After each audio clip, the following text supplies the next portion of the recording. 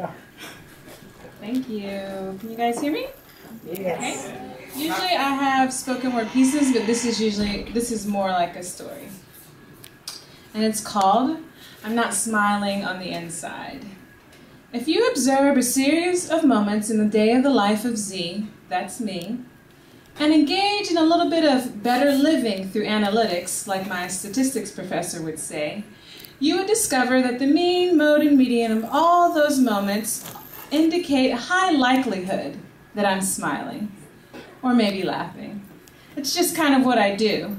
And there's nothing gentle about my laughter. Infectious, booming, delighted, and especially aggravating if you're trying to study.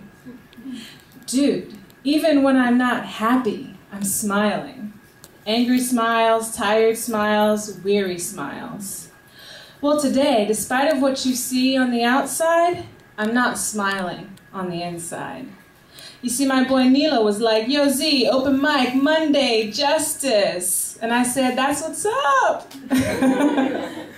The thing is, I've been crying about unjust justice. I live in the land of the free and the brave and the arrogantly ignorant. Check this. Barack Hussein Obama. Black, intelligent, moderate.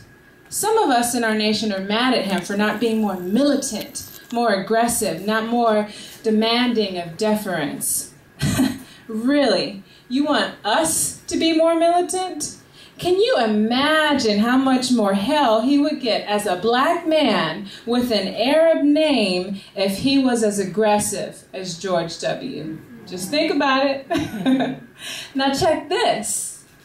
Newt Gingrich, white, brilliant. No, really. I've heard that he's very, very smart, but also cruel. I'm not talking about a Democrat versus Republican debate here. I'm just saying that some people in our nation are so happy with him because he is supposedly more conservative and religious. But maybe we forgot how cruel he is sometimes because of the racist things he says.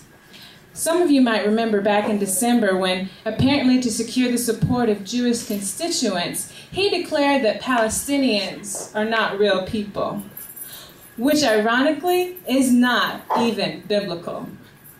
He dehumanized an entire grouping of people for his own gain.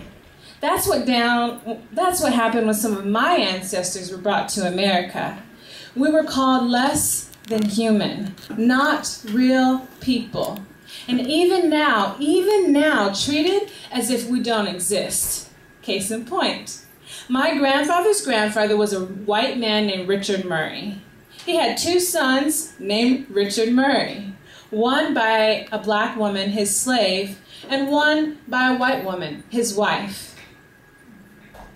My uncle has taken to recording our family history, and he actually came upon the white Murrays. They still live in South Carolina. Yes, the state that Newt Gingrich just won.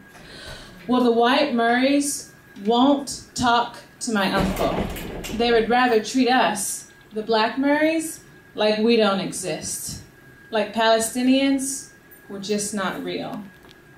And so, of course, anything that makes us uncomfortable or that is difficult to understand must not be real. That's crazy. Maybe you think I'm biased, but here's the thing.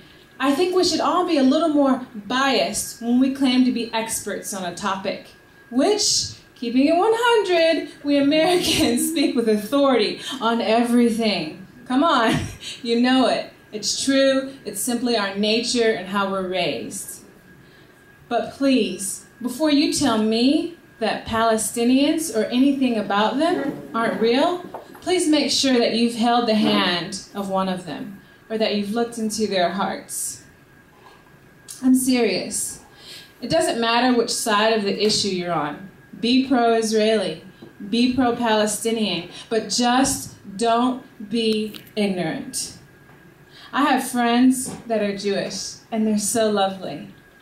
And I have a friend from Gaza and a friend from the West Bank, and they're really lovely also.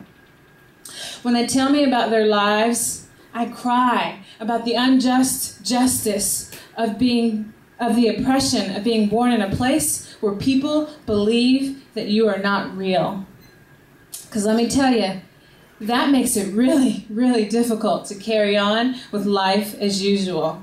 You can hardly do a damn thing without being reminded that your identity is in question. So I'm not smiling on the inside as I contemplate justice. Please, my beautiful fellow Americans of different creeds and parties and beliefs, before you tell me with authority that Democrats or Republicans or even, yes, even Tea Partiers are stupid, please, before you tell me why Muslim women wear hijab, or why the government in Thailand delivers aid the way it does, or what you think the work ethic of Indians are, or how the Chinese government ought to do business, or what the entire continent of Africa needs, before you do any of that, please ask yourself this question. Am I arrogantly ignorant in my assertions? Have I ever held the hand? Have I ever truly befriended a Muslim woman, a Thai man, an Indian family, a Chinese business person, and the entire damn continent of Africa? Have I asked them what they think or need, or why do you do that? If we can all do that, no matter what party we are in, we will all seek more just justice. And I will smile again on the inside.